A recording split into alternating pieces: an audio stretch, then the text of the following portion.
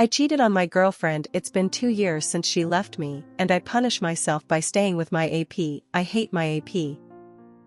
I, Leland 29M, have been in a relationship with Madison, 28F, for almost 2 years. I don't expect to get any sympathy here. I did this to myself. I used to blame everyone else for my problems. I used to be controlling. I used to be a sleazeball. Some people may think I still am these things, but I really try not to be anymore. It took me a really long time to realize I was my problem. To give some background, I used to do some pretty shady shit. Doing this is how I met Kara, 23F now, 18F when we met. I was 24 years old and 2 years out of college. I had done good with the girls in college and racked up a solid body count. However, when I got out of college, I wasn't really ready for anything serious, and found the dating scene tougher. I had a good job, and I know I'm a good-looking guy. It wasn't that it was hard to get dates. I just ended up getting dumped or blown off more often. I was immature. I realize that now. The women in my age range that I was trying to date were looking for more. I don't mean they all just wanted to settle down and get married. Plenty of them were fine with casual dating. By more, I mean they were looking for someone who didn't get shit drunk whenever possible, play video games like it was their job, or ignore them until he wanted sex. Since this wasn't working for me, I decided to go younger. I'm not proud of it, but I used to occasionally go to parties with my little brother. He was a college freshman, so I would usually just go to his parties, but one night he was going to this party in another town, that was actually a high school party. I tagged along, and that is where I met Kara. This was in May, so she was like 2 weeks from her graduation, not that that makes it any better. She was absolutely stunning, still is. We hit it off and I got her snap that night. She was going to the local university in the fall, and I lived close enough to campus. We spent most of the summer together. I realized I was falling in love with her, and showed that by becoming more jealous and controlling. It was all underhanded. Early on when she wanted to go to a party or club with friends, and I knew there would be a lot of guys there, I'd do something over the top like get concert tickets or plan a weekend vacation so she wouldn't go. Over time I began playing the victim, or accusing her of things when she had plans. I wanted to ruin her mood. I would impose myself in the things I couldn't get her to opt out of. It was all jealousy and insecurity. When her junior year started, I talked her into moving in with me. This was for me, even though I presented it as being best for her. Financially it was, and I focused on that. I had her in a tough spot. She was basically acting as my housekeeper, and I held her financial independence over her head. My only attempt at balancing that out was that I did spoil her in terms of gifts and luxuries. The thing was, while she was always very appreciative, she really wasn't the kind of girl who needed all that. When I had started working at my current job, there was a woman there in an open relationship named Abigail. She was older. I liked to overhear her conversations with some of my other coworkers. Abigail was very open about her lifestyle and not ashamed of it one bit. I would often tell Kara about what I overheard, because it was just so crazy. I would have never gone into something like that. The idea of sharing my girl with someone else was ridiculous. That was until I met Madison. We were flirty from her first day, and that only increased from there. After a week, she asked her husband for an open relationship. We wanted to hook up, and we didn't want to lose our significant others.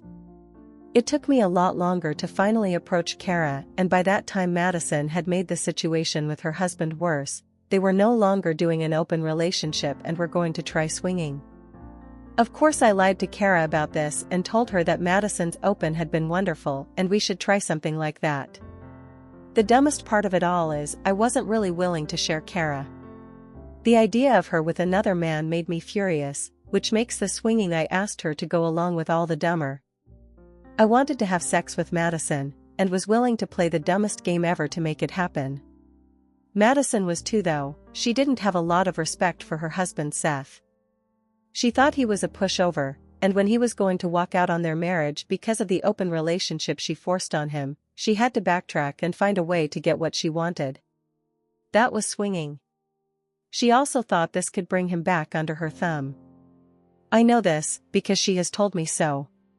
She was so upset that he was going to leave her, that she was determined to break him.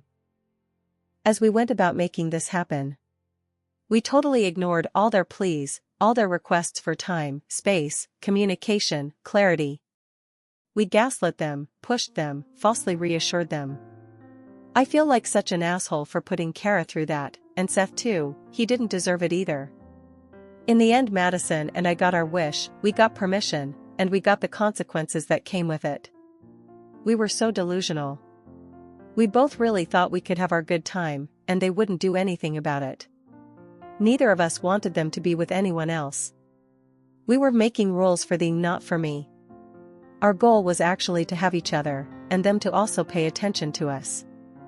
I remember us discussing how we didn't think they'd actually do anything with each other. Even if they did, we planned on asking them to focus on us, like they were going to be okay with that. Then we made the plan. Abigail had mentioned to Madison that she was having a house party in 2 weeks. Madison had been confiding in her, and getting advice from her about open relationships, and then on swinging. Madison told me that could be our chance. She told Abigail about mine and Kara's desire for swinging, a half-truth. Abigail had already invited Madison at this point, to get her and Seth's feet wet. Abigail then agreed to let us come as well. Madison and I were so excited to make this happen at that point. We had the vibe check, which turned out to be a big part of our undoing, as unbeknownst to us, Seth and Kara began talking. Comparing notes would be a better term, they were very much onto us. The day of the party was total tunnel vision for me. I could see the goal, and I was doing everything I could to get there. At the same time, I was such a dick, I totally ignored everything Kara was saying. We got there, we got a tour, and then I immediately looked to take Madison upstairs to the private rooms. She was more than willing to go.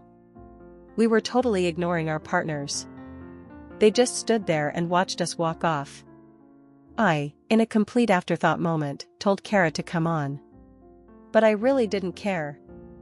As we hit the room, we both talked about how they didn't follow us. We were excited about that, we could do this, and they wouldn't do anything. That's what we thought. We had sex for 20 to 25 minutes, then lingered a bit, talking and laughing, got dressed.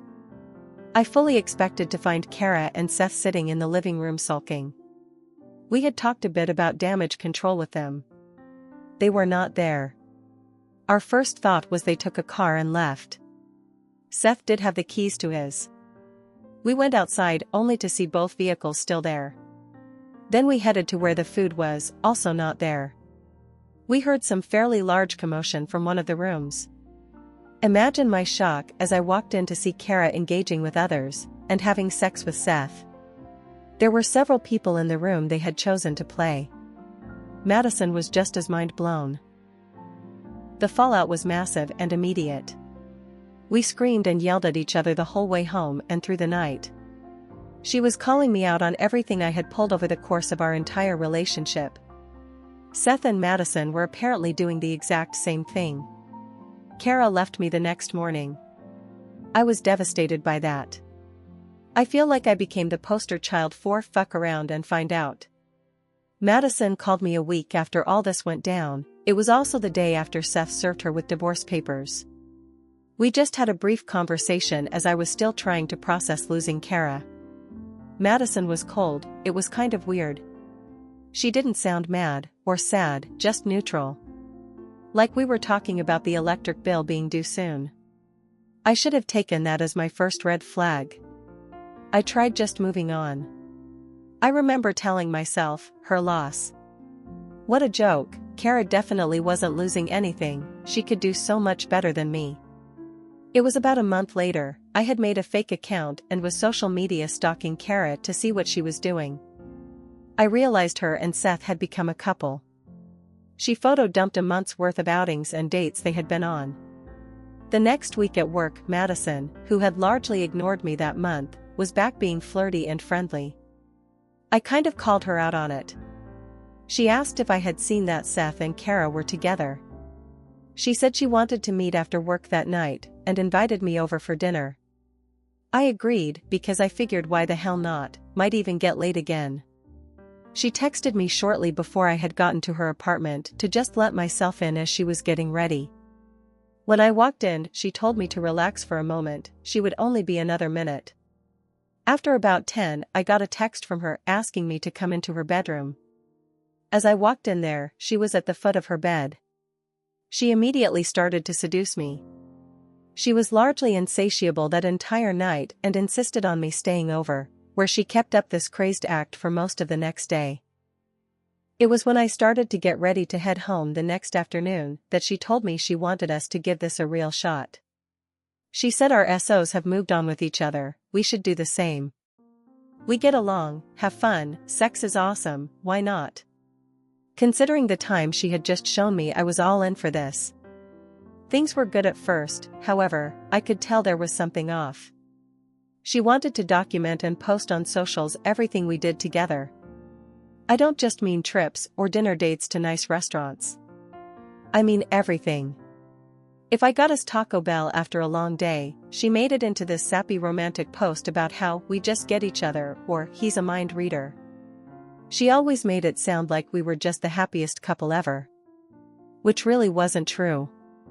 Yes, she was sleeping with me a lot, and always planning these outings. But the conversations were bland, and emotional support was not there. When my childhood cat, the cat still lived with my parents, died at 19, I was understandably sad. I was having a moment at work that day about it, I may have even had a tear or two in my eyes. She was noticeably uncomfortable. When I came over that night, she wanted to get takeout, and make a post about it. I was sad, and having a hard time smiling. She got annoyed, told me it was just a cat. I said I loved that cat. She rolled her eyes and said, look, just smile for the fucking photo, and stop talking about the cat. Do that, I'll take care of you, and you can go be sad the rest of the night, deal? Of course I accepted, but looking back now, I realize I should have walked out and never looked back. Things only got weirder from there. We had been together about 6 months at the time. I knew she constantly checked to see what Seth was doing. One day, she told me she had gotten a new phone. She read somewhere that everyone should have 2 phones, one for business and one for personal use. I could understand that if you were a public figure, but we weren't. We were just office drones. I just accepted this as it wasn't worth debating. That night we had sex with all of the lights on. Leaving the table side lamp on wasn't unusual, but she had the overhead light on, the light in the bathroom on, the other lamp on. Afterwards, she grabbed her new phone and told me to take a picture, and she would send it to me. Then she said, oops. I felt this wave of concern come over me. She told me she accidentally sent the pic to Seth. I got pissed off, because how do you accidentally send it, and also, why would you even need his number in your new phone? Even without the resulting blow-up from her the next day, I knew she sent that photo as some sort of half-baked idea to make him jealous.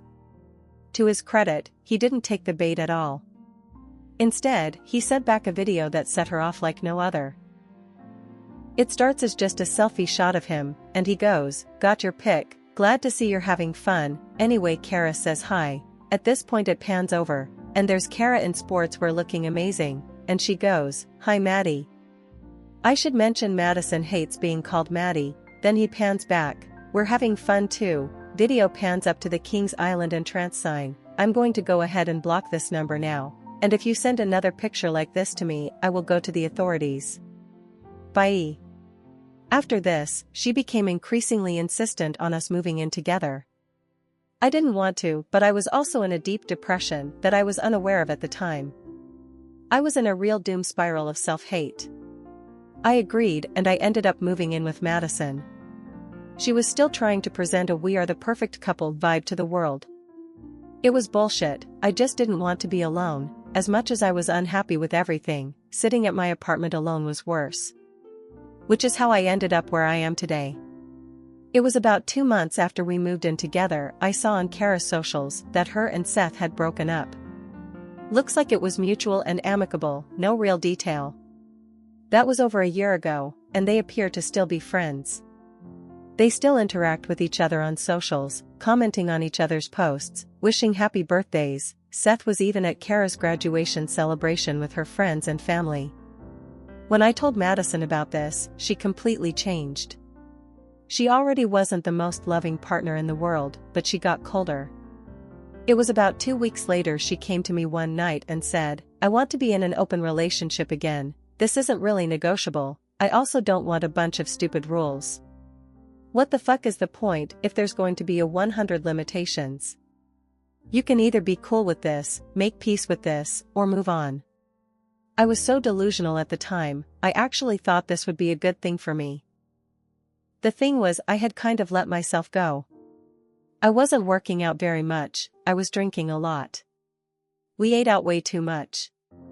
Mentally and emotionally, I was putting on a tough stoic front, but on the inside I was dying. I had blown it with Kara and now was replacing that with self-destruction.